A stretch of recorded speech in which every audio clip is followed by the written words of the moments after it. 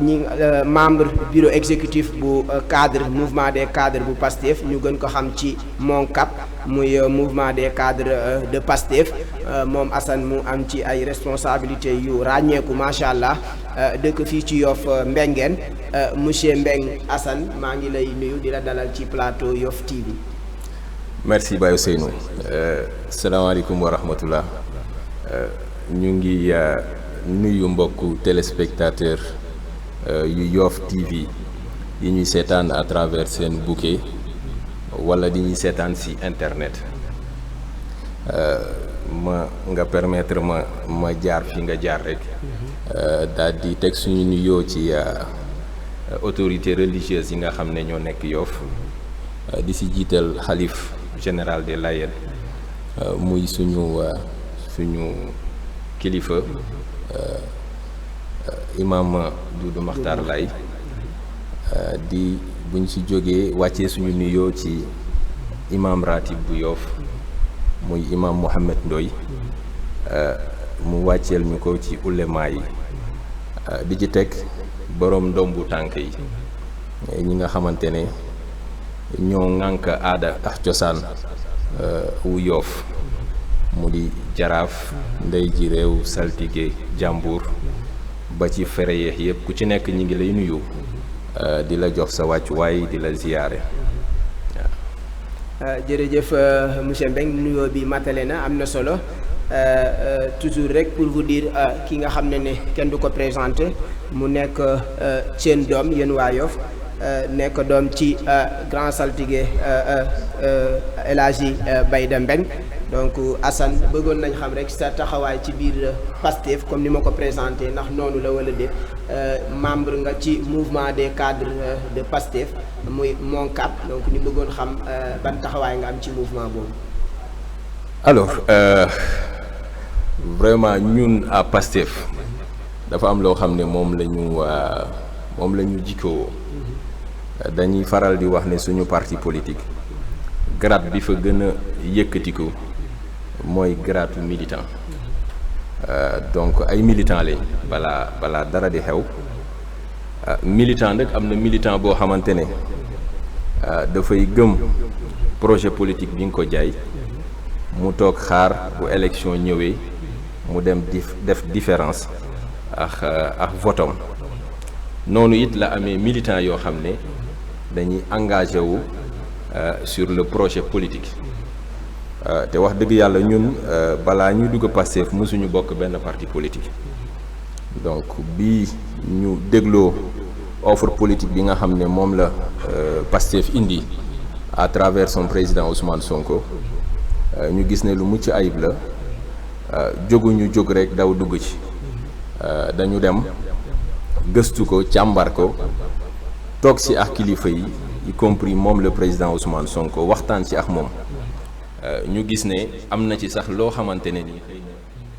jamono yooyu ñu siy dugg en 2016 2017 boobu contenu projet bi bari woon na sénégalais yoo xam ne eggagul woon ci ñoom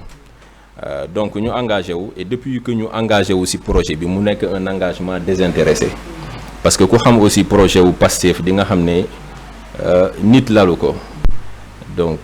suñu gëm-gëm ak cofeel gi ñu moo ko lal ñu jàpp ne réew balaa nga koy tabax il faut que li ñuy woowee patriotisme mu jeex takk ci yow ba pare donc patriotisme boobu noonu la ñu ci duggee et que nag fépp foo xamante ne nii parti bi ak projet bi soxla nañu fa dem nañ teew fa donc ñu ngi def campagne yi fi jaar yëpp bi ñu duggee ci parti beex léegi waaw am lu ñu ci dénk ci responsabilité ñu ciy def suñu kéemtalaay kattan donc MONCAP mooy le mouvement des cadres du PASTEF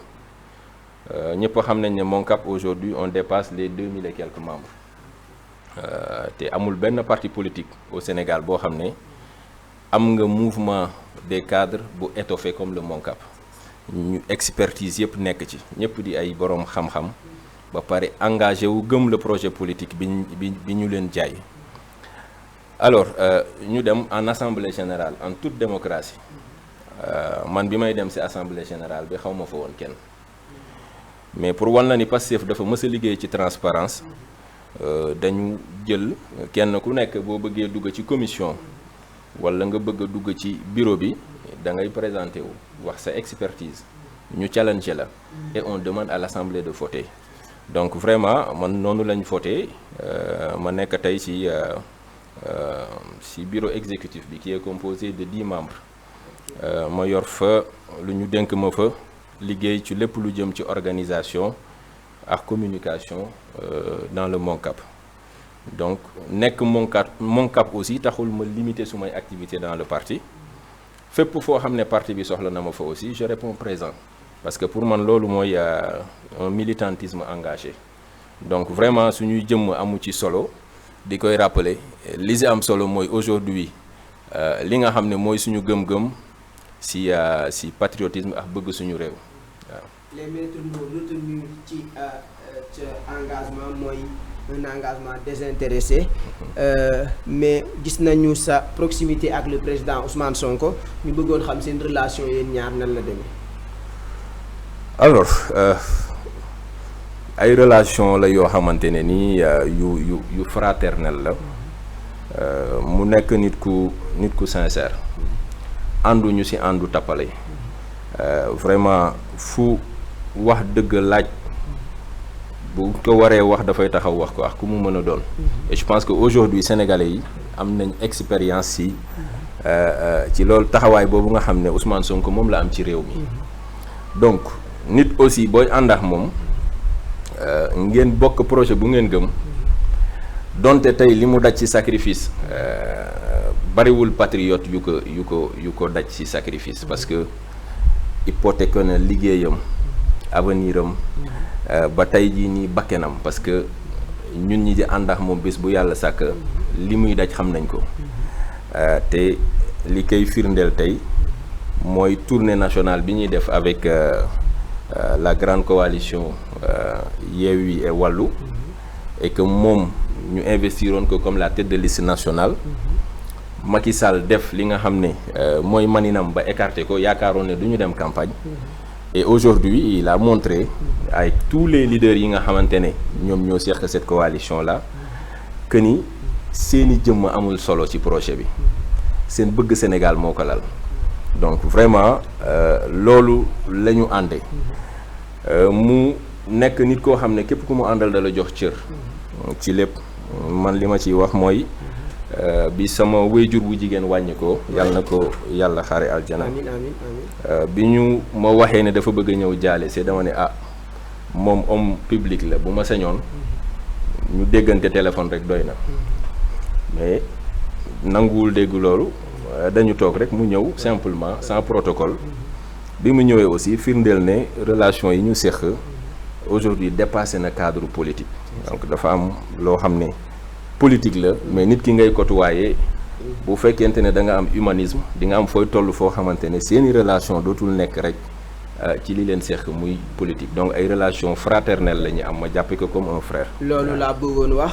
on l'a vu mu ñëw jaale se la ci dëju sama maam yàlla na yàlla yeesal yërmande ak njéggal ci moom mais ñi gis aussi suñu équation suñu problème mooy Assane dafay def politique mais Assane dafa opté pour nekk un homme effacé Assane duñu ko dégg ci dara duñu ko gis muy communiquer assez et pourtant donc ku yore communication ça veut dire que ne vraiment tu as vraiment les bagages qu'il faut pour mën a communiquer tey jii bu la neexoon chaque jour yaa ngi si télé lan moo def loolu pourquoi nga bëgg def politique bëgg effacer wu Assane aussi waaw Baye Ousseynou vraiment question bi nga posé dafay dellu rek si aujourd'hui li lal suñu engagement c'est vrai que un homme politique mënatoo effacer wu wala nëbbutu je pense que ni bu mënoon ñàkk sax xëy na du ñu wàcc ci terrain bi Yoff mais dañu gis ne le combat jar na ko je pense que ni bi ñuy balaa ñuy laata tàmbali émission bi ñu ngi nekkoon ci proximité yi avec le maire mon frère Seydina Issa Laye Samb que je salue au passage ñuy def aussi li nga xamante ne moom la Yoff waay di xaar ci ñun mooy dem expliquer leen c'est quoi aujourd'hui le projet de l'intercoalition wax leen tey assemblée bi ngeen xam ne moom lañ bëgg a élire lan lañ fay indi pour sénégalais yi comme projet donc je pense que ni bu dellu si waatee si idéologie suñu jëmm yi comme ni ko monsieur le maire Seydina Issa di waxee tout le temps du suñu jëmm yi moo am solo mais jeexitalu li ñu nekk di def nii ci Yoff loolu mooy li ëpp solo ci combat bi nga xam ne moom la ñuy mëne alors dafa fekk ne rek ne am na loo xamante ne si politique daañu tënku ci néeg wala si ak kànda décider fa dara wala jëmmal fa kàddu mais kàddu googu noonu dañuy jël ne dañ koy dénk nit mu dem wax ko. li étayé sama laaj bi mooy. on sait que ne donc partout où le président Ousmane Sonko di dem souvent yaa ngi bokk ci délégation bi yaa ngi koy accompagner. Moi-même j'ai eu la chance de vous voir à Ziguinchor ak Ousmane Sonko. Malheureusement feeñu ma leen woon. donc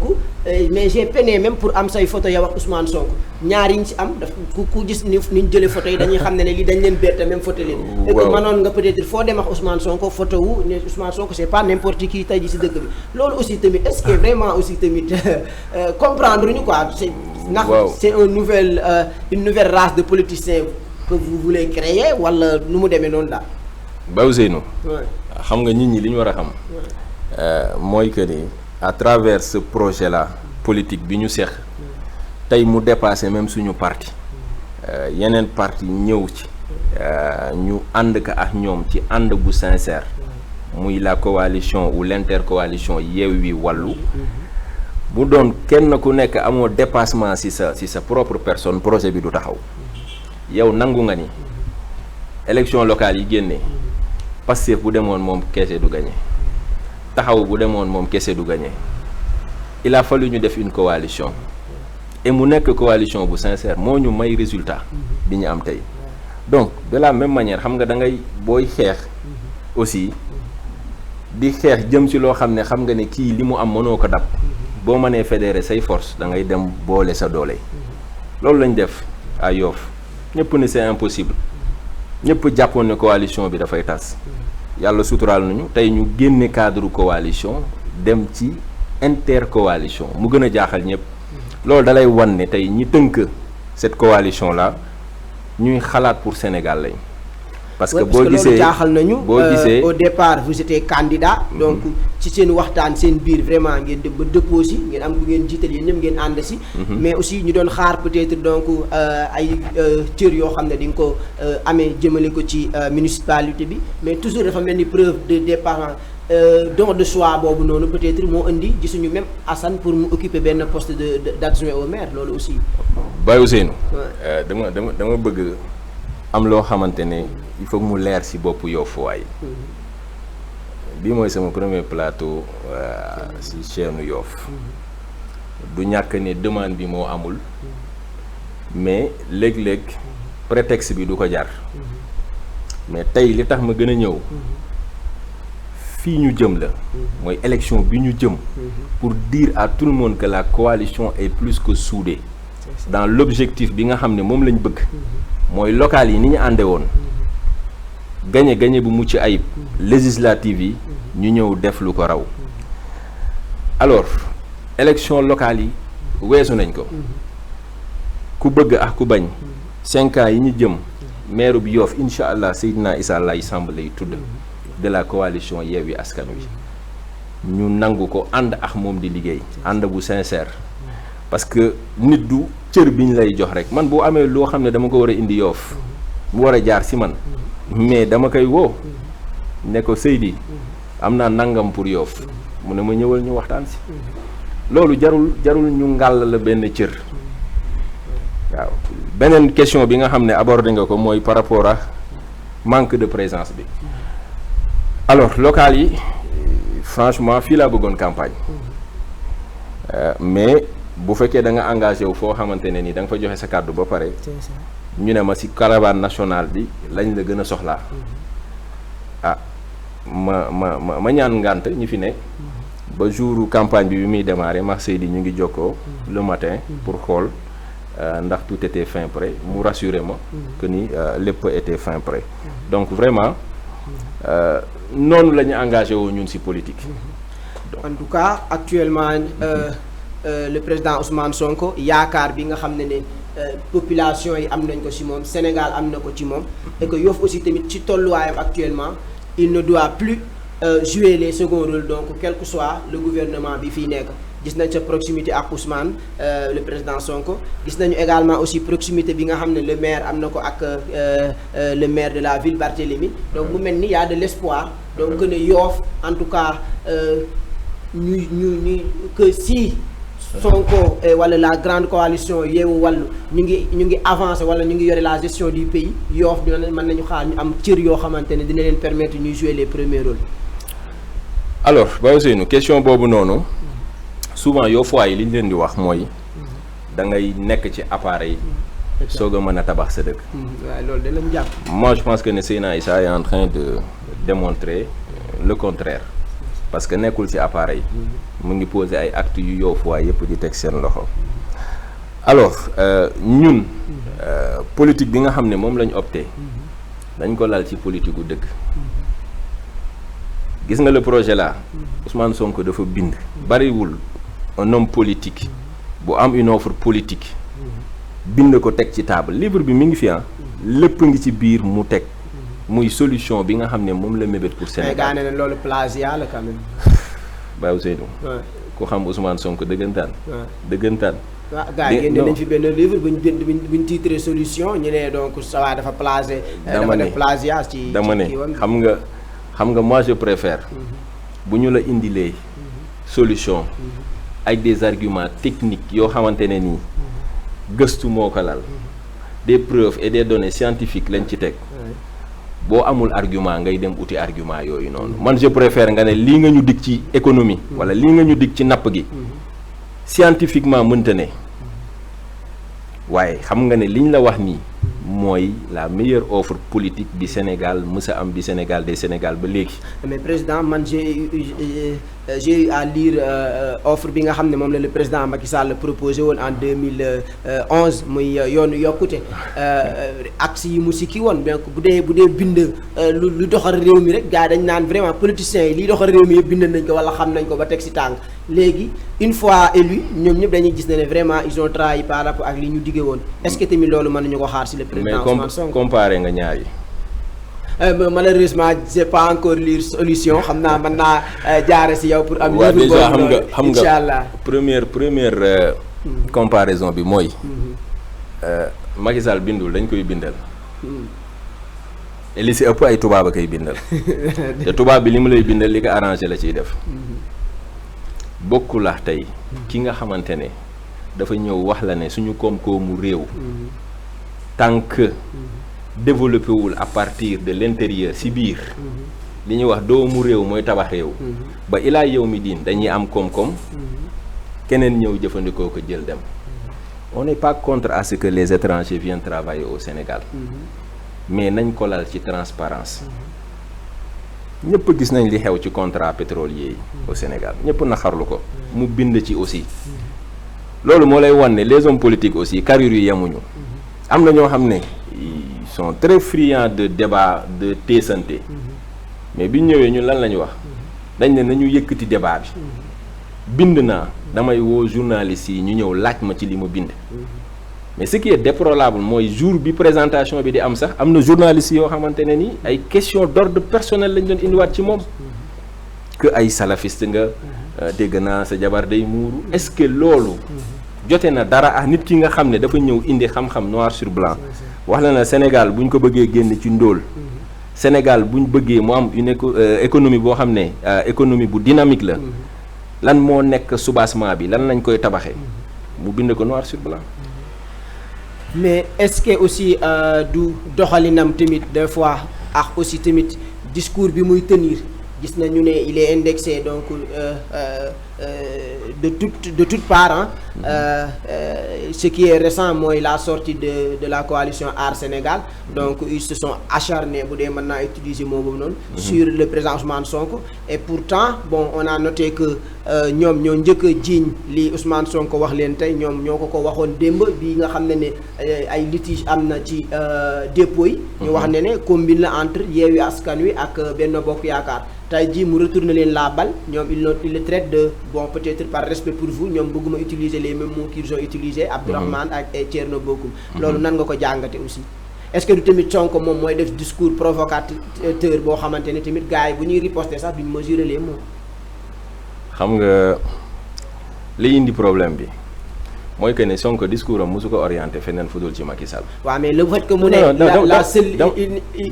mu ne l'opposition a une seule liste mooy la liste Yewwi Wallu. toutes les autres listes sont créées par Macky Sall loolu aussi tamit est-ce que c'est pas vraiment. xam nga yow mënoo ne ci arène politique. ñu nekk en période de campagne. bi campagne bi tàmbalee ba léegi. ku ci nekk heure bii bu jotee yaa ngi xool Sonko lan la wax tey. donc au Sénégal c'est Sonko qui fait et défait la politique. donc ba mu dem ba nga xam ne yow bu dee da nga yor parti wala semblant de parti parce que am na ñoo xam ne ay semblant de parti lañ. dañ ko waxante rek. li ngay mën a def mooy que ne naa xaar lu mu wax. ma jël ci benn baat wala ñaari baat ne ah kii man wax ji daal man lay waxal foog ma tontu ko suba. bu ko defee ñu ne wax na ci Sonko. mais boobu instant ñiy wax loolu Sonko mi ngi continuer ses caravanes. dama ne la caravane de Yewwi Wallu bi muy dérouler. APR bi yor moyens yi sax mënuñu koo dérouler. loo tax ñu optimiser ci ay meeting. pourquoi ñu opter pour def ay meeting ñoom waa APR. Mimi Touré ñemewuñu caravane parce que caravane yi da ngay ñëw spontanément démb bi muy dugg Pikine 1h du matin nit ñi génne une grande foule xaar leaderu coalition bi. jokkoo ak ñoom mais ce qui s'est passé à Thiès 2 heures de temps Mimi ne pouvait pas accéder à Thiès parce que il y avait une grande foule boo xam ne ñoo ko empêché mu dugg Thiès. dafa mel ni borom Thiès jëlaat na Thiès Idrissa Seck. Baye Ousseynou. waay Baye Ousseynou xam nga loolu la ñu waxoon ci local yi. xam nga local yi. loolu la ñu waxoon waaw mais yéen tamit li ngeen def Thiès ak le maire Babacar Diop. mais est-ce que loolu tamit yéen a far et puis vraiment ñu noté ne y a eu des saccages donc aussi ay oto ak yu mel noonu. waaw non loolu je pense que ne Babacar sa retiré ta plainte am mais nañuy wax toujours seytaane waxul dëgg mais yàq na xel. am na ñu ne ci biti ñoo xam ne. ñi ngi def lu ñu mën a lu ñu mënul. pour chaque fois di xool ne coalition bi diw kontaanul. wala diw amul lu ko neex. mais li lay won ne à chaque fois dañuy échouer. ba mu demee Kédougou. Moustapha Guirassy lañ fa gis te man dama gëm ne xëy na balaa élection yi di jeex sax ñu gisaat Babacar Diop mu ànd ak quoi parce que si la bokk waaw nataalam mi ngi ci affiche yeex kii publicitaire yëpp donc tey il est préférable que nit ñi ñeme teg les débats d'idées ñu ne Yoff dañuy jëm ci élection législative mais nit ñi nekk ci ay caricaturer ay personnes alors qu'on parle d'une assemblée nationale ñeneen ñi dañu sonal naa ñoo noo un profil de député de qualité loolu xanaa tey lañ koy wax bi ñu c'est le même parti nga fekk un député bu lay wax ne la man député Macky Sall la mais loolu aussi est-ce que du ni ñuy investir député yi ci liste yi est-ce que du moo koy waral parce que aussi tamit bu ñu gisee li nga xam ne mooy xew donc de tout bord mooy que ne y a un groupe wala y a les leaders qui conçoivent les listes après ñu wax leen ne yéen a ngi telle position ou telle position parce que bu ñu nee à Yoff il remercie le président parce que nee nañ considération bu mu am ci Yoff ak doomam moo tax mu def ko 4e position donc kooku est-ce que du am suba audace aussi pour mën a wax ne président moo ma tegoon 4e position kon député président la et aussi je pense que ne Yewwi Askan Wi tamit n'est pas épargné ci jeu boobu noonu ñi ñu investir je pense que ne leaders yi ñoo leen investir est-ce que ñooñu du loolu mooy tax ëllëg ñu mën a taxaw ne man député Macky la wala député Ousmane Sonko la xam nga investiture ci parti au Sénégal exercice bu complexe la moi j'ai eu la chance de représenter Pastef dans le cadre des investitures au niveau de la coalition mais complexité bi ci am ay parti yu daje la ku nekk aussi ci waxtaan wi bëgg nga am lu ñu la sédd mais encore une fois xam nga sédd bi du jox la siège bi nga dem toog xam nga sédd bi pour man mooy lan mooy projet bi nga xam ne moom lañ bokk nga ñëw signer charte bi bokk ci mooy nga dugg nga ñàkk dugg mooy nga nekk ci biir nekk ci biti que tu sois tout le temps prêt à défendre ce projet là mais boo jiitalee ne non dama fa war a toog rek dafa mel ni intérêt moo ko lal te nag wax dëgg yàlla ñi Macky Sall li mu def éliminer tous ces leaders là yaakaaroon ne campagne du am leaders yi bu ñu amul woon dépassement dinañ ne man kat kenn investiruma du ma nekk député kon est-ce que jar na ma ciy sonn mais dañu àndaax tey ces suppléants là di braver le macadam, ils sont en train de faire le tour du Sénégal nuit et jour. xamuñu suppléant yi aussi. loolu amu si solo. ah ñi ñuy voté duñ leen xam. dama ne gis nga tey booy voté yow liste ngay voté xam nga liste bi tuddul liste Assane Mbengue liste coalition la te coalition boobu noonu am na lu mu jaayante ak sénégalais yi donc yow mi dem di voté mais daal da ngay campagne da ngay dugg ci kër yi fi ñuy jógee du ñu xoolee ne wàllu la rek ne la noo jaru ko dem leen. mais yéen si vous n'arrivez pas à faire donc de bonnes listes bañ di rejeter seen liste est-ce que aussi tamit vous serez capable de gérer l'assemblée ou bien de gérer la cohabitation comme ni mu waree. vu que ne même liste bu normal sax mënoo leen ko defar. assemblée nationale bi Moustapha Niass suñu papa wala suñu maam. dem ba toll foo xamante ne. presque waroon naa dem retraite bu yàgg. mais il a les facultés quand même mentales. waaw d'accord naa léegi moom moo ko man du lu complexe. surtout nag ci coalition boo xam ne kàngam yu toll nii ñoo ko séq. beneen bi ci topp xam nga dans les plus grandes démocraties du monde. le jeu est fait de telle sorte à ce que ku bëgg a bokk de manière démocratique waaye ay parrainage ak. vous fustigez le parrainage. mais parrainage bi du tey lañ ko fustiger te du ñun rek ñoo ko fustiger ba cour de la CEDEAO dafa ne parrainage bi ni ñu ko tënkee Sénégal c'est antidémocratique. mais est-ce que fi ñu jëmoon noonu tamit nga xam ne ay 47 listes am na élection yoo xamante ne 47 listes nga war a di tànn par 5 xaw ma par 10 lañ maye woon pour boo duggee si urne bi. xam nga yow def sa choix est-ce que xam nga problème bu amee. booy arbitrer. doo jël solution bi la arrangé. bu dee arbitrage démocratique nga bëgg. da ngay jël problème bi pencoo ko ak ñi ngi ko seqal.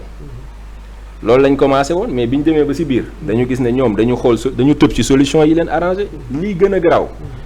tey Dakar ñëpp xam nañ ne liste Yewwi mooy représenter la coalition Yewwi ak Wallu mais tey lii crainte bi ñëpp am ñu confirmer ka sax mooy que ne tey boo ñëwee Yoff dañ lay tegal liste Yewwi tegal la liste Wallu ñu jublu ci lan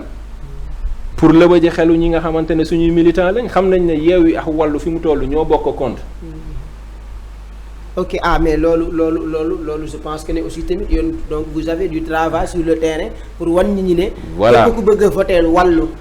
au niveau de Yoff bulletin Yewwi ngay voter à la place de Wallu yéen tamit seen intercoalition boobu tamit loolu est-ce que loolu c'est technique aussi loolu. Baye Ousseynou xam nga boo ko seexee ñoo xam ne ay saay-saay lañ. ñu galgalaat yaa ngi tàmbalee ci bii mu waxee ne dafay réduire toute l'opposition à sa plus simple expression ñu dem mu tëj ñii exiler ñii ñeneen ñi mu jéem ci ñoom lu mu mën a lu mu mënul mu jaral ko tey jii nii mu éliminer seeni liste de manière antidémocratique sénégalais yëpp teg ci seen ay bët donc après léegi lan moo ko desee tripatouillage moo ko desee kenn musul gis ci benn dëkk ñu ne la élection législative wala élection bépp chambre bu mu mën a nekk am na liste titulaire ak suppléant nga ne titulaire bi mooy compétir fii suppléant yi compétir fii c'est inédit. mais on nous annonce même des contentieux donc post-électoraux lu ci mel ni seen liste boobu noonu parce que ñu ngi évoqué ne même voté leen sax du tax ñu jàll parce que ay suppléant donc il faut que ñu am ñuñ suppléer donc liste boobu mënul jàll loolu tamit argument ñu koy dégg. il nous parle également en cas de victoire de cette coalition là Yewwi Wallu donc le président aura la prérogative de dissoudre l'Assemblée nationale. non xam nga Baye Ousseynou yooyu yëpp ay wax yu yàqu la et je pense que ne experts yi tontu nañ si gis nga pour dissoudre Assemblée nationale dafa am ay préalable bi mooy am na délai boo xamante ne ni une assemblée duñ ko fal tey rek ginnaaw suba ñu dissoudre ko. am na voilà de 2 ans te ñëpp xam nañ ne fii ak 2 ans Macky Sall pare na ci Sénégal mi ngi def 2e mandat am bu paree moo ko waxoon. mais Khalifa Sall dama ne Barthélémy maire de la ville moom dégg nañ ko mu wax ne may ma daaneel Macky mën na am 3e mandat may ma daaneel dama ne gis nga ñëpp moom moo ko waxal ci gémmiñam xam nga kilifa noo koy natte tey ci mooy waxi renam ni que suñu maam Sëñ Fallou daan wax nga méngale ka waxi déwénam bu waroo rek kooku matul kilifa moo waxati ñi mu wër ñi ko wër ñëpp wax loolu je pense que ne di ko tegaat ci table ji sax c'est un autre problème on doit même pas parler de 3e mandat c'est-à-dire 3e candidature la te mënul ne la loi est très claire Ismaïla Madior Fall bi ñu ko waxee dañu non xanaa léegi ñu bind ko ci wolof wala leneen mais nul ne peut faire 2 mandats consécutifs loolu koy leer na. mais pourtant on vous entend donc si seen campagne bi ngeen di wax ne votel Macky Sall ci kii bi wala benn bokk yaa ci kii bi mooy xàllal Macky yoonu 3e candidature. waaw parce que aujourd'hui ñun li ñuy def nii li tax intercoalition bi juddu mooy que ne xeex bi dañ koy gaawal li ñu naroon xaar ba 2024 ñu xeex ko mais dañ koy régler dimanche prochain loolu la ñuy wax yoofuwaay c'est-à-dire mbir mi du yëfu personne dafa am leneen lu ci nekk loo xam ne fii lañ ko mën a régler ci élection législative bi mooy ñu voter l'intercoalition ñu dem assemblée lépp loo xamante ne naqari woon na sénégalais yi ñu bëgg ñu indi ci ay enquêtes parlementaires bu boobaa du moom moo koy décider mais c'est la majorité de l'Assemblée nationale qui va mettre ça sur la table loolu lañ xam moo tax mu jaral leen li mu leen jaral. mais cohabitation boobu aussi tamit est-ce que yéen fas yéene ne am majorité à l'Assemblée aussi tamit pour vraiment rendre le pays ingouvernable loolu aussi tamit ñu ngi koy craindre. xam nga loolu aussi ñi koy wax ñëpp booy xool c'est le même camp xam nga rendre un pays ingouvernable mooy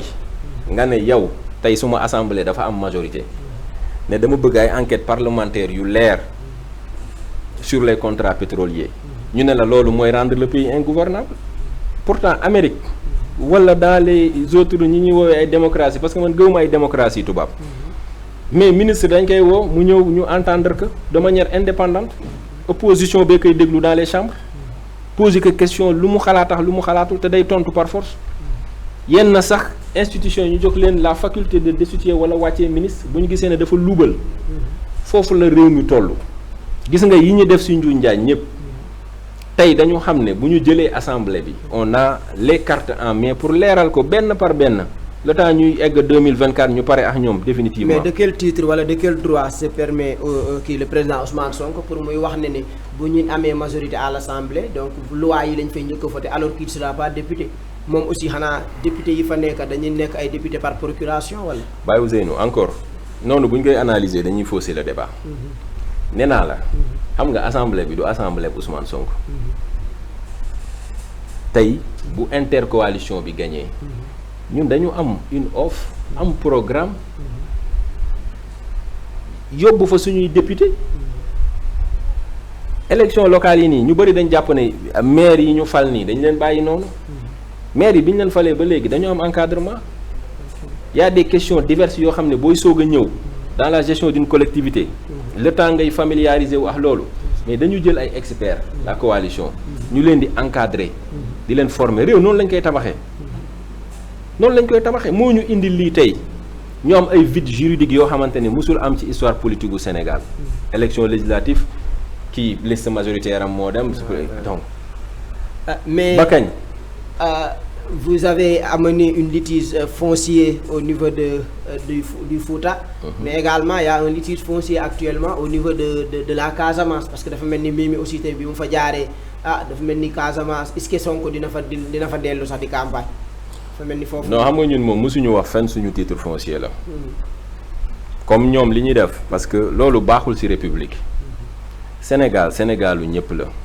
Ousmane Sonko mi ñuy wax ne mënoo dugg Fuuta maamam foofu la dëkk fa la cosaanoo donc Macky Sall ëppale ko Fuuta beneen bi ci des mais territoire national la dafa mel ni yow nga bëgg a xëy dem Casamance def sa reportage ñu ne la non Casamance il faut que nga demander Sonko pour nga ñëw fa mais c'est une aberration il faut que ñu bàyyi débat yooyu noonu ñuy bàyyi muy meññ ci penc mi parce que du loolu la ndaw ñi soxla. kon nan ngay qualifier waxu Moussa Bocar Thiam mu nekk d'ailleurs sax un connaisseur par rapport ak les lois et règlements mooy d'ailleurs l'agent judiciaire de l'État qui se permet donc mu def de telles déclarations loolu nan nga koy jàngate ak ku mel ni honorable Farba Ngom nekk maire et en même temps honorable xam nga booy xool scandale ak toj-toj yi ñu def ñoom di ko lim bari na am na ñu fi wax ne ñoom seen sang marron beige la am na ñoo xamante ne nii wax nañ fi ne dañ fi war a dóor ay jaasi koo xamante ne olof nga walla leneen donc yoo xam ne bu ko Ousmane Sonko génne woon ci gémmiñam heure bi ba fi ñu toog di wax ni kenn du ko waxati. donc bu ñuy dellu ñoom ci bavure yi nga xam ne moom lañ def mën nañ ko wax ba suba du jeex mais li ci gën a extraordinaire mooy ki nga xamante ne mooy incarner l'autorité suprême de l'État mais gisuñu ko mu ŋàññi ko benn yoon moom lañ fi gis tey ku génne saaga kàddu yu ñaaw yoo xam ne dafa yéem bépp sénégalais ëllëg ñu gis ko mu koy defal interview. Ouais, et que même aussi même déclaration bi ngay wax c'est lui qu'on a entendu en premier mu wax ne Fouta ku fay dugg da nga may tàgg parce que sama titre foncier d'ailleurs c'est pas un mot bu ñu ñi créé mais si moom la génnee mais aussi gis nañu aussi moom Ousmane Sonko aussi moom tamit mu def ay déclaration yoo xam ne je pense que ne yow di nga ko fi sujet lu mel ni mu ne ministres yi koo ngeen si dem këram ay milliards ñoo fa nekk di ko wax loolu aussi tamit ci benn kii nii loolu ça peut inciter vraiment que nit ñi ñu dem dajji ji kër ministres yi. non xam nga nit ñi da ngay gis li nga xamante ne mu ngi taal dëkk bi nii ah nga bàyyi ko fi di wax li nga xamante ne mënul yëkkati poussière xam nga fii lañ fi dem ci autorité fekk këram presque 1 milliard ci këram. ay employés am jël ko fa ci benn néeg mais est-ce que aujourd'hui sénégalais yi xam nañ la portée de ça ban jeexital lay am ci réew mi yow 1 milliard tey mënoo ñëw nii dem sotti ko banque boo ñëwee banque du ko jël boo indee banque bi 5 millions da lay laaj fan nga ko jëlee juróomi millions justifier ma provenance su xaalis bi banque laa la wax de fa la ñuy denc xaalis. donc boo mënul denc xaalis boobu noonu ci biir banque mais tamit ñun ay borom xel lañ léegi nga bàyyi fi loolu di wax bu ñu tardel léegi geste bi nga xam ne aussi def na ko ci micro RTS bi boobu moom xam naa di nga ko condamner je crois parce que vraiment aussi tamit patrimoine boo xam ne ñun ñëpp ñoo ko bokk lu mel ni RTS donc mu jël seen micro vraiment donc def ko ni mu ko def noonu ndax loolu ànd nga si. RTS. suñu patrimoine la mais Macky Sall waa këram dañu ko foqati ci Sénégalais yi dañ ko foqati ci Sénégalais yi mooy waral tey opposition bu amee lu muy jibal doo leen fa gis manifestation buy wax ne dund bi dafa cher wàllum ngóor jigéen yeneen ak yeneen ci réew mi doo leen fa gis te ñaari Sénégal amul benn Sénégal moo am te affaire bi tuddul radio télévision APR radio télévision nationale du Sénégal la tudd nga am ci wàll ma am ci wàll léegi yow nga am ci wàll ma am ci wàll woowu joxuñu ma ko léegi bu ñu demee ba élection taxaw ñu yor seen micro di wër fu nekk ñu dugal fa seen micro pour voilà ñu ne RTS est équilibré et puis voilà faire un peu de tapage au niveau de ñi nga xamante ne ñoo ñu xool si biti ñun loolu intéressé wuñu tey jii ñëpp wax alhamdulilah yow yéen a ngi toog fii seen plateau yéen a ngi broadcast di diffuser en direct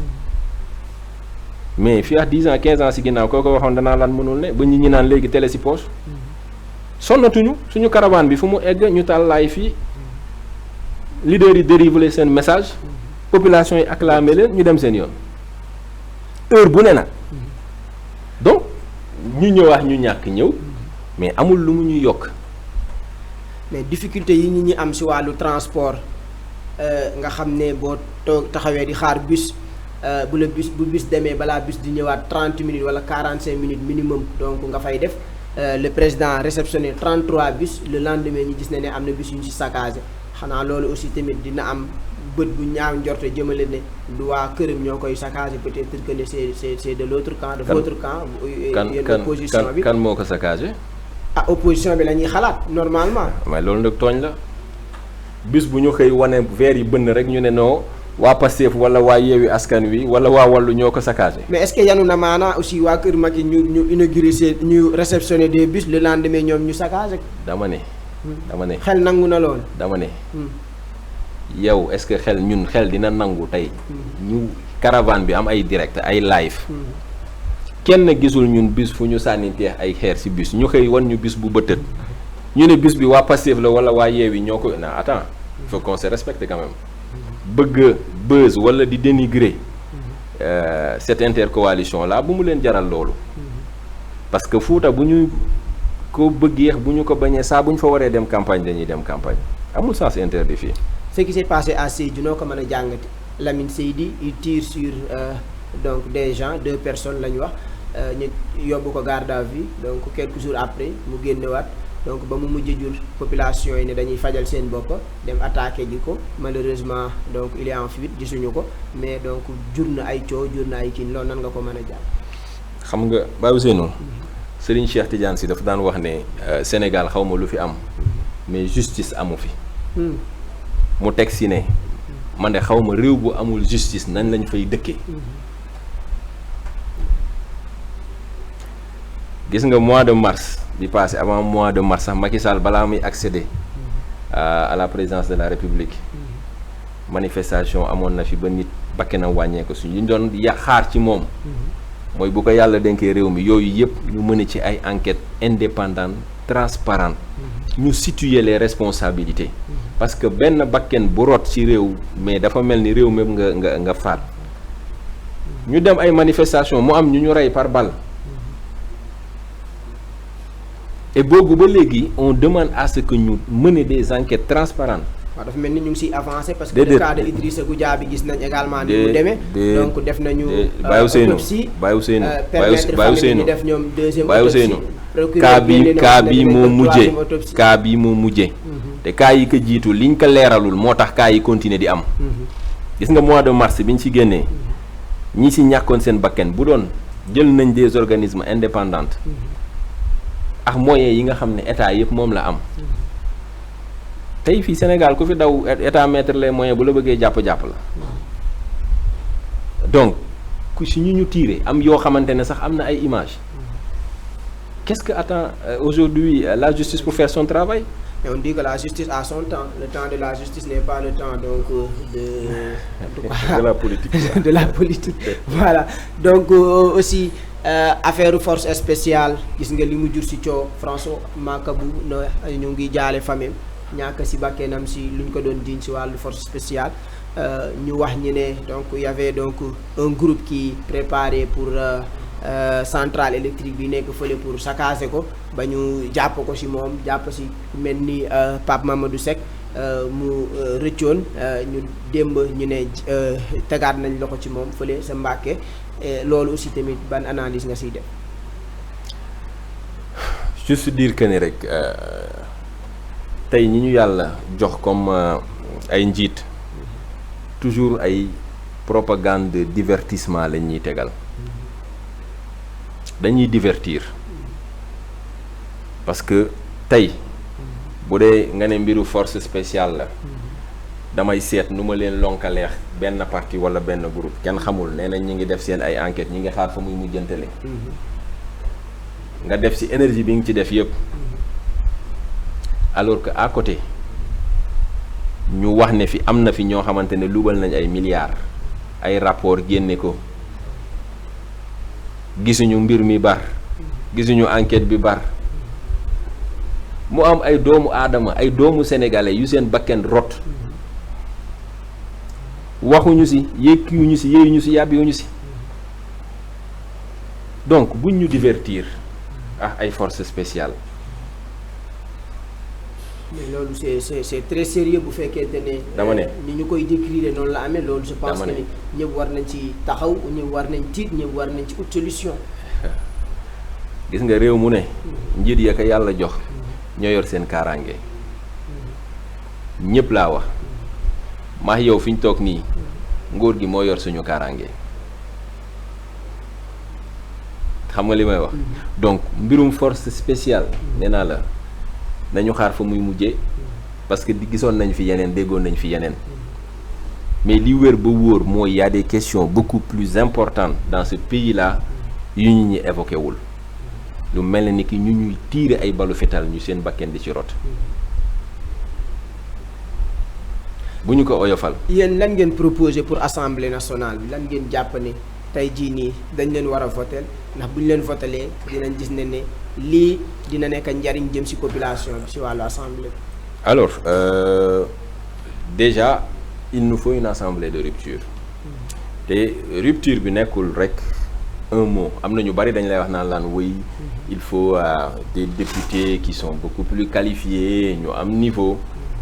ñu am ay diplômes entre guillemets et tout c'est pas ça le plus important gis nga rupture bi fu muy commencer mooy aujourd'hui test la ci démocratie sénégalaise opposition bi jël assemblée nationale cohabitation ñële cohabitation am mais ñu nangu ko en toute démocratie parce que loolu am na ba pare parce que intercoalition bi nii ñu ne jàppuñu tey jii nii lu ñuy téye am la majorité incha allah cohabitation am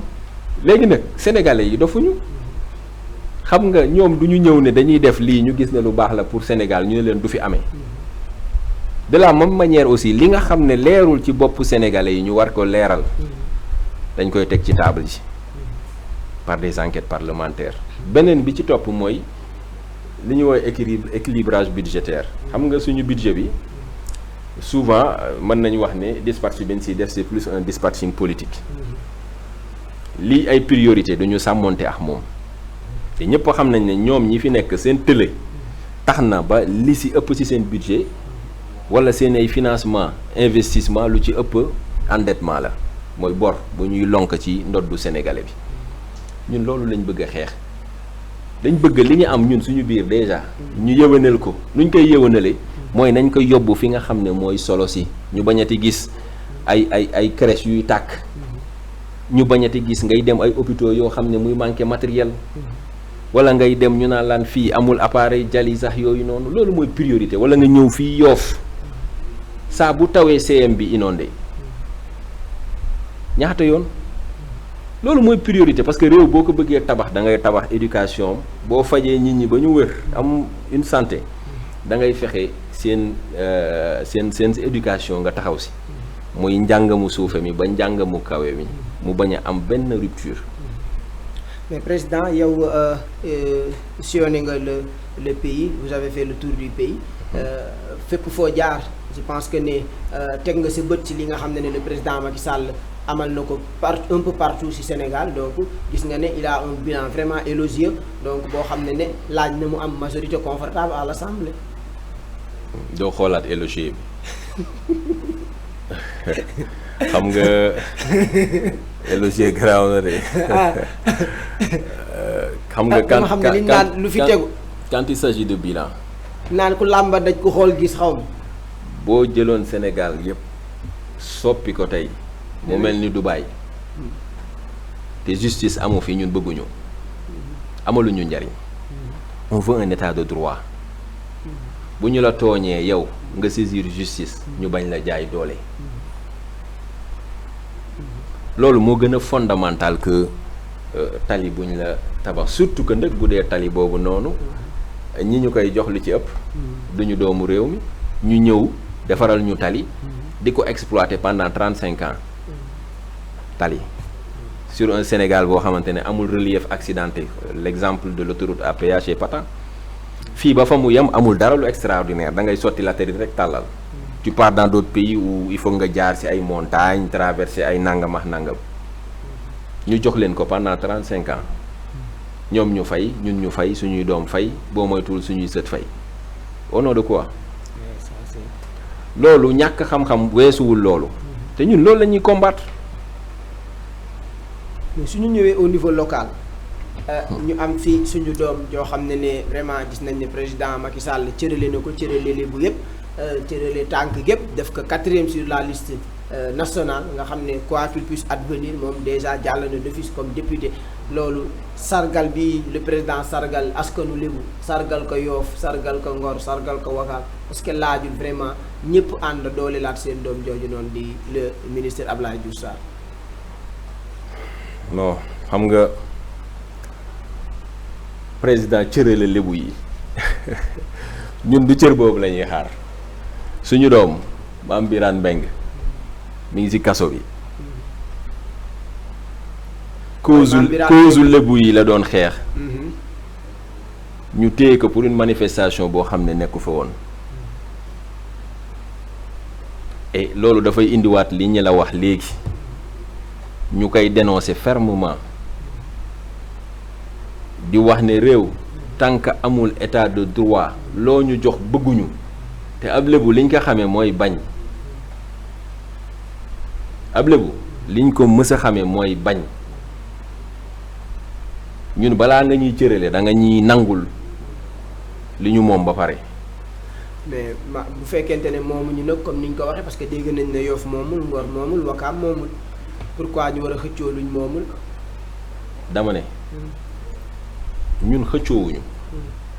xam nga li ngay xëccoo mooy li nga bokkante ak kenn ak yooyu noonu mais aéroport bi ñu ko bëggee tabax fii lañ ko tabax mu causé ñu ay préjudice depuis mu nekk fi zone bi ko wër noonu yëpp ñu ne yéen waa Yoff waa Tongoor Ndinaat mënu leen a yëkkati ndàngam nuisance sonore guddi ak bëccëg loolu xeetu pollution la ba fi ñu nekk di wax nii mais état waxuma la dara mais dafa waroon di verser ay redevance population ak communes yi nga xam ne ñoo waroon aéroport bi waaye léegi nag aéroport jóge fi ñun ñoo joxe woon suñuy commune war a màgg naturellement mais fan lañ koy màgg ci biir géej gi mais li ñu joxe woon kay ñun gën a jege gën a yey loolu rek lañ laaj ñoo ko joxe woon suñu dëkk ñu ngi ci nu mu tuddati ñu ngi ci ay xat-xat amatuñu yaatu ñu bëgg màgg te foofu rek lañ mën a màggee loolu rek la mais bu leen buñ bu ñu xëyee rek nañu moomu leen te indi coow parce que foofu dafa am ñoo xam ne dañ fa am ay titre. est-ce que kon loolu laa taxul ñu war a voter ki nga xam ne mooy Abdoulaye Diouf Sarr comme mu ngi si position bu baax te am na vraiment les prérequis pour mën a diriger l'institution muy assemblée nationale pour que loolu noonu ñuy xeex noonu ñu mais élection yi ay élection présidentielle la dama lay laaj waaw non dama lay dégg ba léegi nga naan ñu voter diw waaw non dañu gis na ne moom mu ngi ci liste nationale bi donc à une bonne position. oui donc ñoom ñuy wax ne loolu raison la pour jox ko légitimité politique bi ci war pour que mu mën a dem sax xëccoo ji présidence su assemblée nationale. loolu aussi je pense que ne comme tout Yoffois ñun ñëpp ñu ngi rêver. donc am des fils de Yoff ñu diriger institution yu mel noonu non xam nga bul jaxase rêve Yoffois yi rêve Yoffois yi mooy aujourd'hui suñuy way politique. ñuy yar seen njaboot ci culture politique gu dëgg ak transparence di leen wax dëgg ak transparence mag ñi bu njëkk yoruñu woon ay ndomba politique te benn kilifa politique yabu leen woon problème bu ma sa am ñu sol seeni dàll dem palais wala dem fu ñu war a régler que ñëwaat toog Yoff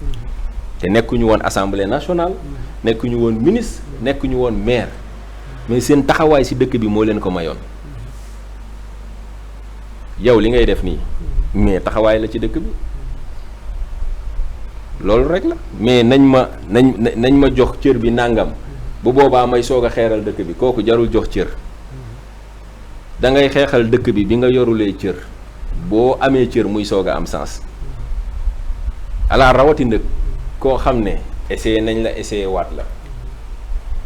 Yoff aspirer à cette alternance générationnelle am ay ndaw yu fi ne xam li fi ne aspirer à ce que seen Yoff soppeeku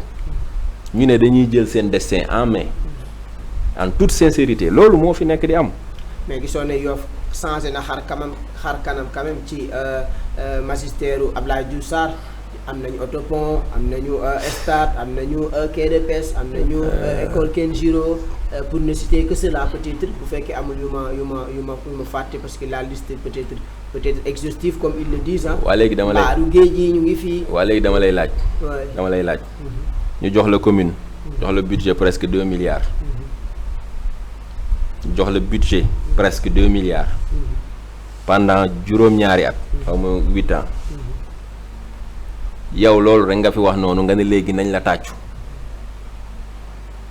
stade quai de pêche ça c'est lycée Yoff. stade bi génnewul ci budget bi. quai de pêche bi génnewul ci budget bi. lycée bi génnewul ci budget bi. autopont bi génnewul ci budget bi. donc budget bi lan la ci def. Kenjiro école Kenjiro. dama ne. mbaaru géej yi. dama ne mbaari géej nga nekk di wax.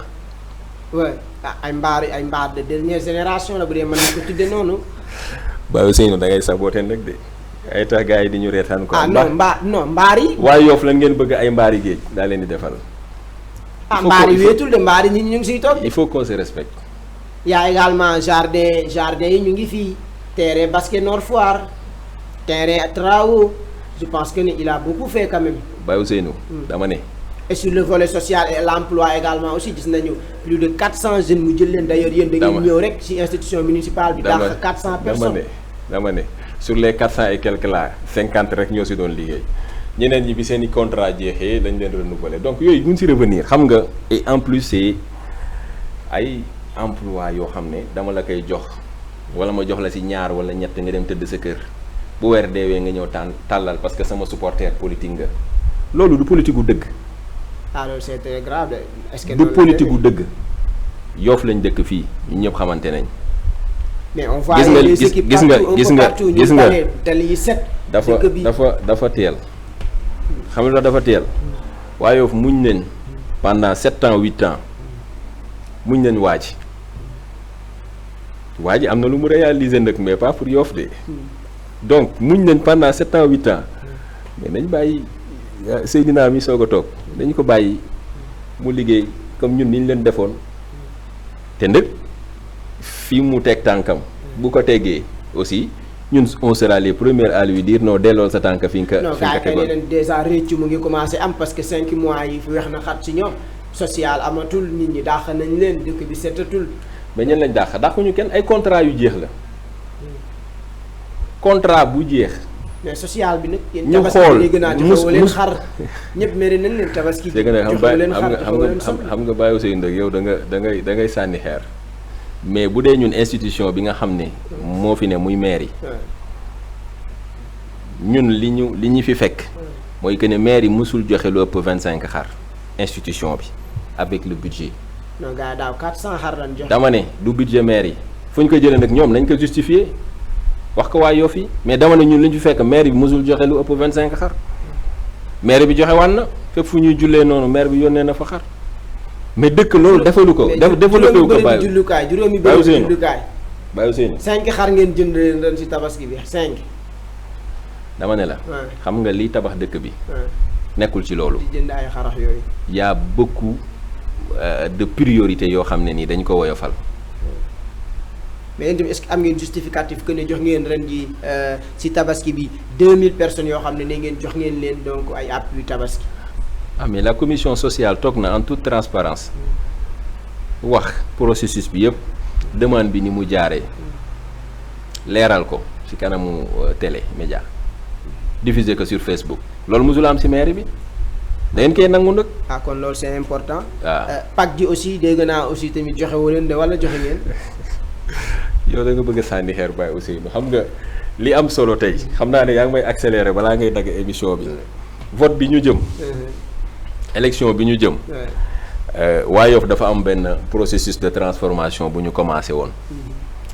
ci paysage politique gu Yoff. am lu bëri loo xamante ne nii jeunes yi dañ ci conscient. liggéey boobu ñu tàmbali woon muy woon premier round. deuxième round bi dimanche la. xam nga tey demaan nañ dajale ne waaw diw àndutoon ak man ñëwaat na moo lay wan ne ñun bu dul dara sax ñun on reste dans nos convictions politiques. mais loolu dafa mel ni. dama ne tere na leen nelaw de. non mënuñoo tere El Hadji Birame Gningue mu rejoindre Abdoulaye Diouf Sarr ànd ak moom. ku mel ni comment dirais-je Moustapha Tall ku mel ni Modou Gueye ku mel ni Mame Ousmane Samb donc pratiquement candidat yi demoon yëpp y a que Samba Diouf donc qui n'est pas allé rejoindre l'équipe de Abdoulaye Diouf Sarr. dama ne gis nga mbir mi du mbiru nit du mbiru personne tolluwaay la donc Yoff dafa am processus bu mu commencé te dañu ko war a eggali loolu laa doon wax nga dog ma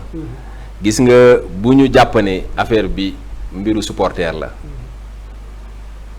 dafa am fu Sénégal jëm te Yoff waru ci des ginnaaw on a relevé un challenge très compliqué ci élection bi passée donc est-ce que dañuy bàyyi noonu mu nax say mu loolu ñu commencé la ñuy eggali loolu ñu commencé moom la ñuy eggali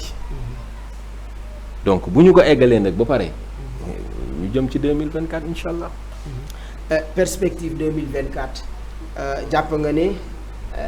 élection yi ñu jëm nii. avant première la si wala gis nga ne mën nañu jox Macky mën na gagner pourtant élection yi et que aussi tamit ñu am espoir que ni 2024 du bokk ci élection yi. non xam nga kuy gagner élection mooy kuy bokk ci élection. Macky moom ñun calculer wuñu ko pour 2024 parce que bokkul. Président Ousmane Sonko dafa demander débat ak tête de liste bu Benno Bokk Yaakaar Mimi Touré. conditions yi j'espère que dégg ngeen ko. Mimi nee ne nangul na ko sax donte ne du candidat. mais à condition. et je pense que ni dégg ngeen conditions yi ndax accepté ngeen remplir conditions yooyu pour dem ci débat bi. conditions yooyu yëpp. Ousmane Sonko tontu na ci balaa moom mu koy posé. VAR yaa ngi circulé depuis ce matin. kon débat bi mënul ñàkk. non dama ne. moom condition yi mu laaj dinaa la yónnee vidéo bi léegi nga déglu. bépp condition bu mu teg ni mu ko waxee yàlla xam nga du yàlla la ni mu ko posé. noonu la ci Ousmane Sonko waxee. te boobu xamul ne Mimi dina posé condition yooyu noonu. kon le débat est inévitable. ah si ñoom la des. waaw. Mimi weex na de yaakaar nga ni Sonko mën na jokkoo ak mi kii Mimi. weexaax am xam-xam bokkul. waaw Mimi la xam nañ ne am na xam-xam quand même Mimi. tata Mimi yow tamit am na xam-xam de yow tamit. tata Mimi am xam-xam ñaata yoon lañ ko changé fi ku am xam-xam duñ la wàccee noonu. ministre de la justice premier ministre foofu en tout cas mbir mi di su mbirum CV. inondation yi président nan nga ko jàngate gis nga ne beaucoup d'efforts ont été faits par le président Macky Sall 750 milliards yoo xam ne donc. lañ wax. waaw la ñu annoncé ne. waroon nañ ko dem mu nekk un plan donc décennal. ban analyse nga ci am. ah yow boo amee fu mu feeñ nga wax ma man day feeñul fen fu daanul taa sax mi ngi taa. mais barki Dembo Ndiaye fii jàmmalaay dafa taa ci kanamu buntu kër Chérif Ousseynou Laye. mais yàgg na taa aussi. dama ne xam nga dafa yàgg taa mu ñëw nañu. damay indi plan boo xam ne mooy régler définitivement la question de l'assainissement et des inondations au Sénégal mais qu'est-ce qui s'est passé fu daanul taa mooy taa. mais est-ce que donc aussi, c'est pire. est-ce que aussi tamit collectivités locales yi def nañ seeni li leen waroon jiitu nawet bi di ñëw lu ci mel ni nettoyage égout yi ak yu mel noonu est-ce que yéen def ngeen ko. dama ne gis nga dafa am loo xamante ne nii ci li ñu am accès. xam nga yaa un réseau boo xamante ne réseau ONAS la. boo xamante ne lii am fii Yoff ñëpp xam nañ ne na ma yàlla baal mais kenn xamul nuñ ko mën a tuddee ci wàllu assainissement ko wàccee ci géej gi da ngay rus. lépp luy ndox mu salte fii lay tuuru léegi. donc tey loolu lañ bëgg ñun. bu fekkente ne. budget ba ñuy wax ne moom lañ def ci assainissement am na. ñu ne dañuy dajale lépp ndox yi nekk ci commune bi yu nekk ci commune ñëw tuural ñu ko. mais vraiment nañ ci indi ay solutions durables pas ay solutions tampon. tey dañuy rafetlu li ci monsieur le maire muy Barthélémy Diaz ak Seyna Issa def parce que. waaw gis nañu Barthélémy ñëw na fii. mënoon parce que non dafa am ay trucs yu dafa am ay actes yu important mooy la présence. Alassane je pense que la régie am nañu image yooyu Barthélémy bi mu ñëwee à Yoff aussi bu ñu mënee am image yooyu. voilà la présence. population yi nga xam ne ñoom nga administré ñu nekk ci tiis nga ñëw présent. assainissement du domaine de compétence transférée nga jël ci li nga am xëy na prévoir ko woon sa budget indi ko en secours pour les soulager mais loolu la ñuy xaar ci une politique de proximité xaaruñu leneen te franchement li ñu gis aussi moom laa la wax au début li ñu gisandi dal na suñu xel. yaakaar na est-ce que aussi tamit li ngeen bëgg au niveau national cohabitation bi gis nga image yaa ngi noonu. Barthélémy ñëw na fi ak ay moto pompe yu am solo. cohabitation ngeen bëgg est-ce que tamit loolu du lu jaadu aussi tamit au niveau local vu que ne tey jii bu Yewwi Askan Wi gagné élection yi peut-être mën na nekk synonyme de retraite politique pour Abdoulaye Diouf Sarr te est-ce que ñàkk ku mel noonu tey jii nii ndax loolu gis nga ne lu jaadu la ci fii Yoff toll. mais Yoff du Abdoulaye Diouf Sarr moo fi njëkk a def politique on a connu Mamadou Diop. dañuy gëm loolu chaque jour li mu tous ces problèmes après Mamadou Diop. dama ne donc buñ nangu loolu dalaat ñu. waa dama ne xam nga bi ñuy fustigé Mamadou Diop yàlla na ko yàlla yërëm ba Ablaye Diouf Sarr ñëw Ablaye Diouf Sarr du yenn population ñoo ko wàccee waa Yoff ñoo nekk sa politique doyatuñu ñu wàccee ko nit ñi nañu nangu loolu c'est un jeu démocratique moom ni mu gañee woon élection noonu la ko élection wàcceewee pourquoi cette polémique là que c'est l'homme providentiel ñun gëmuñu loolu Sonko mi ñuy àndal sax gëmuñu ne c'est un homme providentiel dañu gëm ne il incarne un projet bu ñu bokk ñun ñëpp tant que nit ñi jëlewuñu ko ci approche boobu rek du dem parce que da ngay jàpp ne yow say problème nit moo ko mën a régler alors que du nit ñi ñu fa teg ñëpp ay institution lañ Seydina Issa institution la incarné c'est la mairie avec ses services techniques ak ay démembrement donc si la mairie ne fonctionne pas mais day feeñ ci dëkk bi bu lépp ne woon gonga am na Babacar Mbengue dafa gañewaat Yarax pourquoi Barthélémy gañewaat lépp neewul gongo à Yoff moo tax mu wàcci et démocratiquement par les cartes mais fi ñu toll je pense que ne seen nelaw jeex na yéen parce que vraiment union sacrée bi am autour de lui aussi tamit je pense que ça peut faire mal. union la de waaye sacré wul parce que union bu sacré soubassement bi day parce que man mënoo ma saaga nu mu tuddati wax ne man mënuma ànd ak yow wax ko ci kaw ci biirax yépp fustiger sa politique ne sa politique baaxul yaa yàq Yoff tey ma ñëwaat ne yaa gën ci Yoff mais ban image la ñuy renvoyer à la jeunesse yoffoise. est-ce que da nga jàpp ne li ñuy wax naan du seen sago sax ndax kii bu leen Macky jox la donc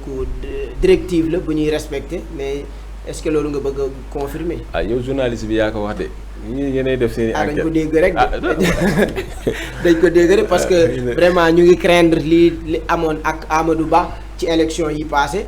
après la défaite donc ñi jiñante ko est-ce que craindre loo ne aussi tamit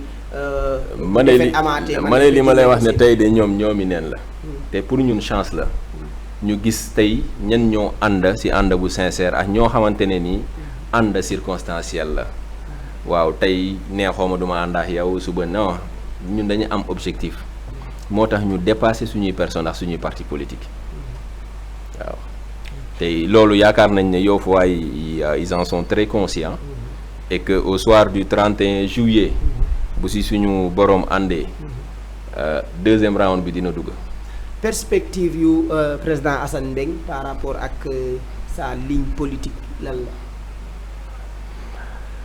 alors man dama daan yàgg a wax ne man sama première parti politique Yoff la. j'ai l'habitude de dire ça et pour man c'est lu ma gëm la. élection yi nga xam ne moo fi weesu on a vu beaucoup de jeunes de Yoff qui se sont intéressés à la chose politique. ñu waxtaan ci ñun ñëpp amuñu ci ay divergence mën nañ bañ a bokk ay appareil mais on sait mettre l'intérêt de Yoff au-dessus tey suñu coalition bi xëy na am na ñu fa nekk ñoo xamante ne seen leader yi nekkatuñu Yewwi Askan Wi walla truc mais seeni membre a ngi ci biir ba léegi à Yoff donc loolu mooy sama première truc beneen bi ci topp mooy le projet politique bi nga xamante ne moom la Pastef incarné ñu saytu ko ba ci biir gis ne li ñu yàgg gëmloo naa la booy politique da ngay dem nga lire ay Machiavel da ngay dem nga inspiré wu des diplomaties américaines wala occidentales ñun gëmuñu loolu ñun dañu bëgg ñu inspiré wu ci li nga xamante ne suñuy mag ñi bàyyi nañ ko fi lu mel ni la charte du Mandé lu mel ni tey jii nii suñu mag ñu baax ñi Mame Borom Touba El Hadji Malick Seydina Limamou Laye ñooñu yëpp li ñu fi bàyyi ci héritage bu ñu si tibbee mën nañ ci jël ba doyal lu ñu bëgg a jàng dama lay jox benn exemple ci démocratie parce que Mame El Hadji Malick biñ ko ci poser ay questions radiyallahu anhu dafa ne ni mu ko jàppe mooy bu ñu la dénkee bu ko sañ yow rek bu ko man yow rek bu ko wax walla bu ko def yow rek mais loolu mooy pencoo en quelques mots bokkul ak ki dem naa laan non il faut que nga dem lire Montesquieu boo paree lire leneen ainsi de suite loolu la ñuy yàgg a berner c'est-à-dire que ne cette science là bi ñu tubaab yi di wax ne il faut que nga dem seeti ka ci fu ne c'est bien ut xam-xam dafa baax mais day fekk yow xam-xam bi ngay uti nekkul ci sa peggi tànk yi te loolu moo fi ne ñun suñu gis-gis politique loolu la mooy tout ce qui est valeur de patriotisme lépp loo xamante ne njub la ci li nga xam ne moom la ñuy saytoo li ñëpp bokk ñu yëwanal ko ba kenn ku nekk mën ci am wàllam surtout ñi ko gën a soxla parce que lu ñëpp bokk la donc franchement loolu mooy suñu ligne politique qui est carrément parallèle ak li nga xamante ne mooy wala qui rejoint un peu l'idéologie de Pastef waaw. naa fi ñu njëkki woon rek la ñuy daanelewaat mooy vraiment on n'arrive toujours pas à comprendre la pertinence du leader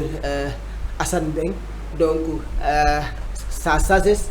et qu'il fut vraiment donc wala qu'il se fait rare donc sur les plateaux télévisés loolu aussi tamit vraiment jaaxal. Est-ce que vraiment on peut compter ci le président Assane pour d'autres émissions sur Yoff TV. tey moom profitoo nga tey ci émission bi waroon def 45 minutes tey wax nga 2 heures de temps cabaxal nga ci ay affaires yoo xam ne bokk si woon yooyu yëpp mais garaawul parce que ñun gëmuñu ay protocole cadré. daanaka war nañ mën a waxtaan à cœur ouvert. parce que loolu mooy franchement l'incarnation de l'homme politique. mooy li nga gëm. jàpp ne tey jii nii mën na jëmale kanam dëkk bi nga mën ko partager avec les citoyens ñun ce qu'on cherche mais c'est carrément d'influer sur les masses population yi ñu tijji seeni bët mooy li Sonko doon wax rek c'est-à-dire cette masse critique là bés bu ko Sénégal jotee te ñu ngi ci tànk yi élection yi ci génn firnde la ci bés bu ci Sénégal tolloo rek mais problème bu bari réglé wu alors tey sax nee naa la début émission bi dafa am nu mu demee moo tax ma nangu parce que fii enjeu bi toll la à Yoff te waruñu réere mbir ne coalition bi nii teguñu ko pour benn nit walla benn parti ñun liñ jàpp mooy refléter mooy liy gën a jëmmal aspiration sénégalais yi te bu ko gis caravane leader yi ni muy demee nga gis nit ñi ni ñuy génnee spontanément nit ñi di ñëw di participer financièrement nga gis mécanicien bi jël téeméeram joxe keneen jël nangam joxe ñun c'est ce Sénégal là ñun loolu la ñuy rêver ñu ne ñu am nañ pétrole ñu ne contrat yaa ngi nii ne fàng ñëpp gis ko mais contrat yi ñuy nëbb mooy que ne am na lu ci leerul mais li nga xam ne nee nga askan wee ko moom ressources yi Sénégal la. Après on va entendre les théoriciens génne fii woy non un état c'est non ñun gëmuñu loolu li war a leer dafa war a leer nañ noonu la ñuy gérer état ñun loolu lañ gëm ci njub ak transparence ci biir ak ci biti waaye non mën nañ ko mëppal bu ñu génnee population yi ne leen jox loo xam ne du ñu xam li xew ci biir non ñun loolu dugaluñu ci politique. fi ñuy daaneele mooy ci. Violence bi ci seen politique bi am na lu ñu ci jotoon évoqué sànq mais violence verbale bi donc surtout nga xam ne bu amul it sans moom sax violence physique mën na ñàkk loolu ban message nga ciy lancé surtout au niveau de Yoff gis nañ ne vraiment ñi ñu ngi def campagne boobu ba léegi noté ñu fi benn incident mais quand même sur Facebook et sur les réseaux sociaux gis nañ ne vraiment y a de la violence verbale donc am ay xasante ay xaxarante des fois on se cache même derrière des comptes fictifs pour di sulilante yu mbóot wala di waxante lu ñaaw loolu nan nga koy jàngat. alors moi je pense que ni à Yoff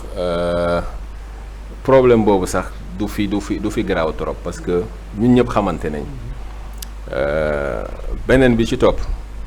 foo fekk ku violent dans ses propos mooy que ne il n'a pas d'argument technique ku amul lu mu wax rek mooy xaste wala di saaga mais bu dee da nga ne yow man li may leen di présenter moo gën liñ lay laaj mooy nga indi argument yi teg ko ci table ji nga bàyyi nit ña seen libre arbitre ñu xool ne lii kat wàllu ak yeew yi teg moo gën a daal sama xel bu bés baa ma dem woteel leen mais pourquoi nit ki voté ba pare nga ne ko non li nga voté baaxul kooku amatul libre arbitre bu boobaa mën nañ dindi mbañ gàcce yi donc franchement ñu ngi koy tegaat ci table ji mooy que ne élection bi ñu def à Yoff bu nit ñi def erreur parce que bulletin wàllu ak Yewwi moo fiy nekk mais dans le département de Dakar fi Yoff nekk ñu ngi wax suñuy militants ak suñuy militantes que bulletin wu Yewwi Askan Wi lañ fiy voté à Yoff même bu dee militant Ablaye Wade nga wala PDS na nga xam ne tey liy tax l'intercoalition gagné à Yoff mooy nga voté le bulletin vert et blanc bu Yewwi Askan Wi dama ko indaale sax boo ma ko permettre ma wan ko téléspectateurs yi. voilà donc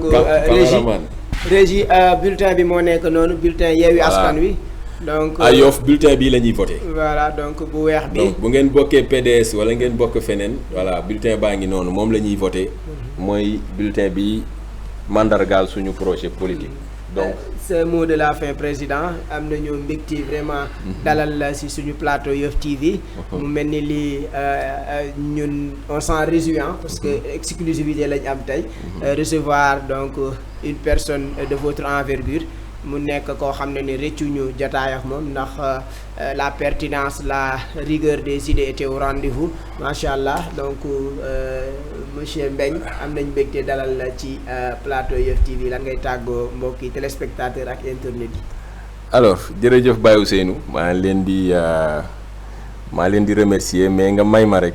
ma revenir sur le cas de Birane alors li ñu bëgg mooy Yoff yëpp ñu def ko seen combat parce que aussi li taxoon muy xeex c'était un combat très noble boo xamante ne man ak moom am nañ occasion waxtaan wu yaatu à la veille des élections locales. La régie, si on peut avoir la photo de Birane. Donc Birane Mbengue. ñu ngi ñaan képp koo xam ne doomu Yoff nga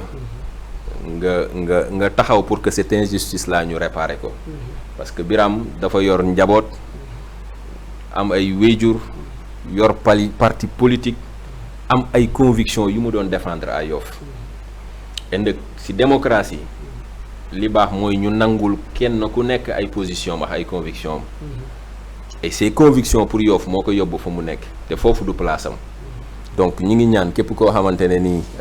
war nga ci taxaw ñu ngi koy ñaawlu ba fu ñaawlu yem parce que dañ jàpp ne injustice la et que képp koo xamante ne tey jii nii war nga ci am taxawaay nga taxaw si pour que mu retrouver la liberté. Alors beneen bi ci des mooy aujourd'hui féliciter encourager aujourd'hui l'équipe de Yewwi Askan Wi Yoff depuis début campagne bi ñu ngi def liggéey bu mucc ayib ñu ngi wàcc ci quartier yi avec le maire Seydina Issa ak bien que liggéeyam am nay xat-xat mais à chaque fois il est sur le terrain avec nous et aussi di encourager ak di féliciter sama sœur Aminata Dieng vraiment muy nit koo xamante ne nii waa Yoff la mais dëkk ci commune bi à Ouest Foire max moom ñuy ay voisins à Ouest Foire et depuis mu nekk foofu noonu ñu ngi gis liggéey bu mucc ayib bi nga xamante ne nii mu ngi koy def au niveau de Ouest Foire ci wàllu social ci wàllu lépp loo xamante ne vie associative la c'est quelqu'un qui est impliqué dans la vie de la commune de Yoff donc ku mel noonu bu liy dalee ci moom dañuy xam ne chance la pour commune bi parce que fekkoon na ko mu nekk ci liggéey boobu noonu donc vraiment après li des mooy encore une fois ñaax suñu militants yi pour que jour vote bi nuñ ko defee woon ñu teel a jóg teel a dem ci bureau de vote yi teel a voté bu ñu paree ñu sécuriser suñu vote waaw parce que ñiñ ko seqal ils sont capables de tout mais nañu jaare woon ak nañu organiser woon ci élection locale yi nu ko raw la ñuy organiser woo pour mën a sécuriser suñu vote vraiment di remercier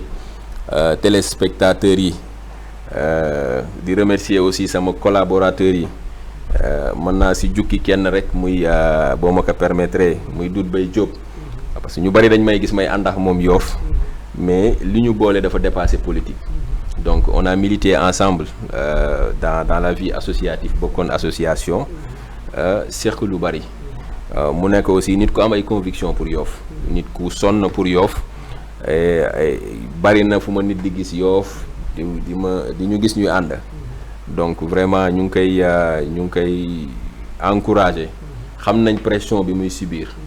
parce que ànd ak opposition neexul mais il reste ferme dans ses convictions te ñun képp ku ñuy seqal ak képp ku ñuy àndal loolu la ñuy ànde ak yow bi ci des nag c'est tout le staff de Yewwi Askan Wi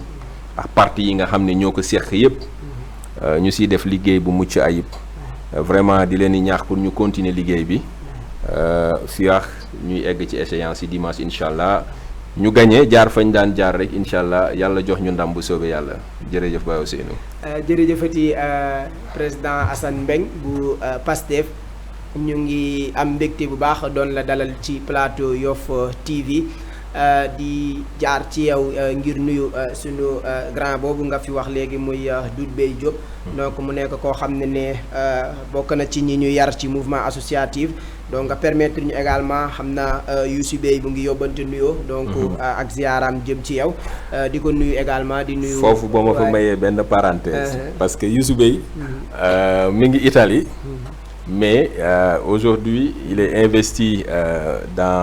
il s'est investi dans la coalition il est dans Pastef. mais mi ngi ci staffu coalition bi au niveau de l'Italie. surtout ci région wu Lombardie bi muy ay Milan wax yooyu.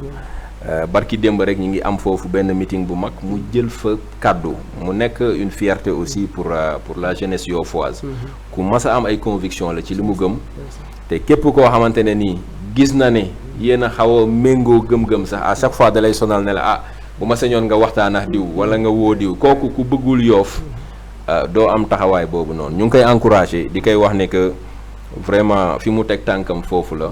nañu gën a continuer rek incha allah dina baax. jërëjëfati kon comme ni mu ko waxee nuyoo yi matale na di nuyu waa Pencum Yoff ñu ngi ñuy suivre ñu ngi leen di nuyu ñoom ñëpp di ko teg ci loxo président Camara Diène di nuyu vraiment ñi nga xam ne yëpp mooy suñu ay fidèles téléspectateurs ak internet donc di leen jox rendez-vous suba lay doon 18h incha allah ci seen émission la jeunesse et les législatives incha allah demee ngeen continuer à 18h sur Yoff TV. au plaisir de vous servir à chaque fois comme ni muy demee donc di leen jox aussi rendez-vous mercredi ñu war a dalal monsieur Abdounar Mbeng ci compte Benno Bokk Yaakaar lay doon donc ngeen bañ ko rater ngeen xaar ko incha allah donc d'ici là portez-vous bien ñi di leen wax bonne fin de